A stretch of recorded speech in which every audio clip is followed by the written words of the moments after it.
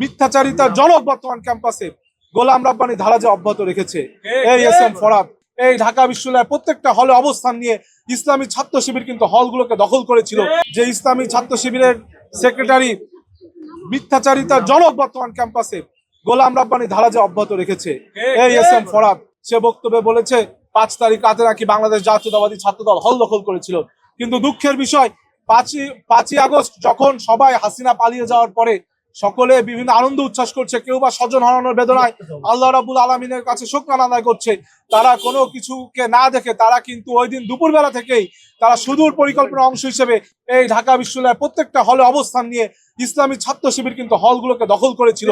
তার প্রেক্ষাপটে আমি আমার ব্যক্তিগতভাবে বলতে পারি, আমি সহ আমার বিভিন্ন বন্ধু বান্ধব যারা বৈধ আইডি কার্ড ছিল তারা পরবর্তী দিন যখন ক্যাম্পাসে হলে উঠতে যাই তারা বলেছে যে আমরা সাধারণ শিক্ষার্থী, আপনারা এখন হলে উঠতে পারবেন না। প্রতি সপ্তাহে সর্বোচ্চবার বিকাশ পেমেন্টে 50 জন হবেন পেমেন্ট চ্যাম্পিয়ন। জিতে নিন টিভি সহ আকর্ষণীয় সব প্রাইজ। আমরা বলেছি আমরা তো বৈধ শিক্ষার্থী, আইডি কার্ড আছে কেন পারবো না। তারা বলেছে এটাই নিয়ম, এখন নতুন করে অ্যাপ্লিকেশন করে উঠতে হবে। সেদিন আমরা ভেবেছিলাম তারা হয়তো আসলে সাধারণ শিক্ষার্থী, কিন্তু এইভাবে অ্যাপ্লিকেশন করে ভাইবা দিয়ে যখন 2-3 মাস পর আমরা গেলাম তখন দেখলাম তারা তাদের সেই লেবাস ছেড়ে তারা ইসলামী ছাত্র শিবিরের নেতা হিসেবে রূপান্তরিত হয়েছে। আমরা মনে করি ইসলামে যদি কোনো পুরুষ হিসেবে জন্ম নিয়ে ইচ্ছাকৃতভাবে নারীতে রূপান্তরিত হয়, বা কোনো নারী যদি নারী হিসেবে জন্ম লাভ করে ইচ্ছা করে পুরুষে রূপান্তরিত হয়, এটা যেমন ইসলামে হারাম।